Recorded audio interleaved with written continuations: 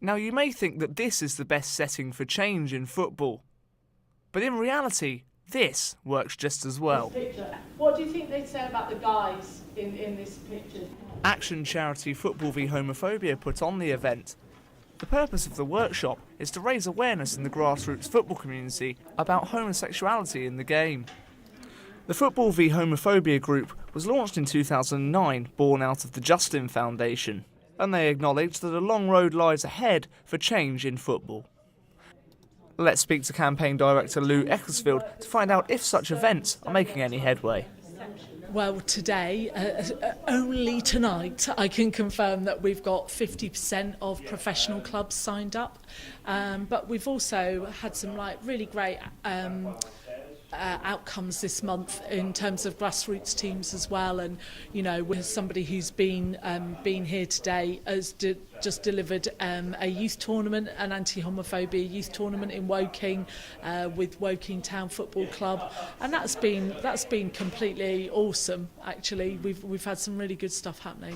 If you've listened into the training that I've been delivering this evening, people have come up with a whole range of different things that we need to do to tackle homophobia and to make football more LGBT inclusive.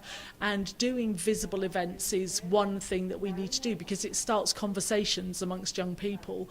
And actually, this didn't come out in the training, but somebody was here from the tournament earlier on this evening, and they were saying, even some of the kids who were a bit like, oh, you're wearing a pink shirt. It made them start having, a bit of a conversation about it and talking about what homophobia was, and, children saying to their mums, what's homophobia? What does that mean? And, so yeah, great stuff. So the response to the campaign's month of action has been largely positive. So it's time to speak to FA Development Officer John Burr to find out why he's backing the campaign. It's really getting the awareness and the message out through as many people as possible. So we've contacted clubs, leagues, also other organisations. So we've had Woking Borough Council down here today involved.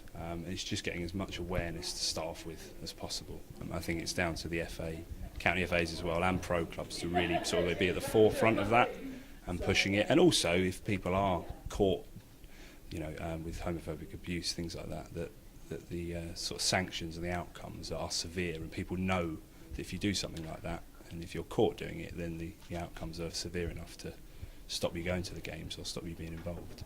I mean, whilst you say there that obviously pro clubs need to set a precedent, would you also agree that awareness needs to be instilled into younger players and also at a grassroots level from the bottom up, maybe? Yeah, definitely. I think the main thing for the grassroots players and their coaches and parents, again, is education. So the workshop we've run tonight is 2 hours, but it could be something where we're having posters up, or the parents are a bit talked to at the start of the season about these sorts of things. So, and the club has an ethos, grassroots club has an ethos that all the kids get to read at the start of the season. But again, it's education, getting the kids aware of what Football v Homophobia is doing and what homophobic abuse is and the type of language. And it's, we're not, and we don't want them to be doing that through any type of football or sport in school. So yeah, education, youth players is key. If homophobia in football is eventually to be conquered, then the groundwork must be put in here to reap the rewards here. Dan Smith, BBC Sport.